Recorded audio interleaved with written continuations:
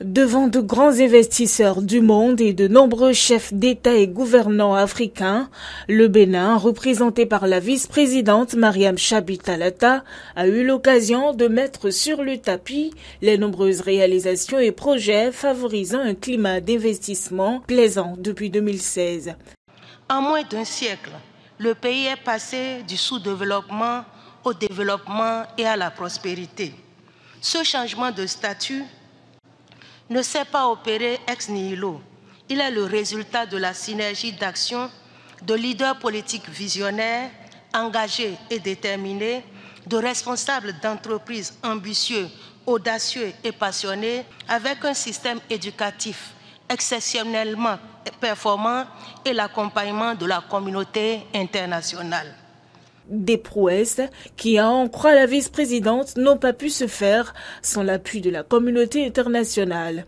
Et cette autre main tendue de la Corée du Sud est très appréciée pour relever non seulement le Bénin, mais aussi les autres pays de l'Afrique sous-développée. Elle a compris, la Corée, que l'Afrique n'a pas besoin de charité sporadique, mais d'accompagnement.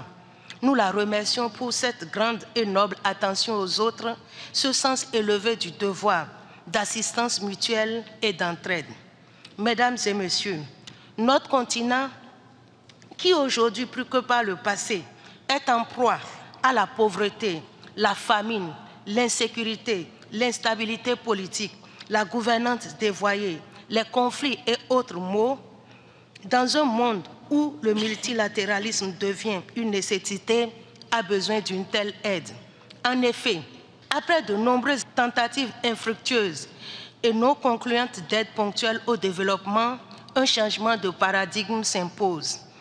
Le Bénin est prêt à accompagner la Corée du Sud dans cette politique de développement inclusif et va proposer des domaines spécifiques d'accompagnement.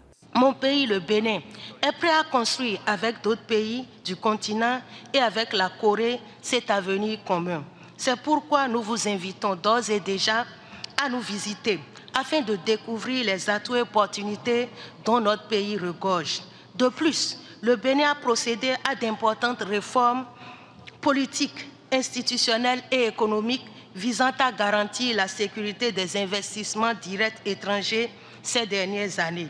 De notre côté, nous savons dans quel domaine nous brûlons d'impatience de cheminer avec la Corée. Ce qui particularise le monde actuel, c'est la communauté de destin des peuples. Cette communauté de destin nous oblige à ne pas rester indifférents à la misère des autres, car leur chute entraînera la nôtre.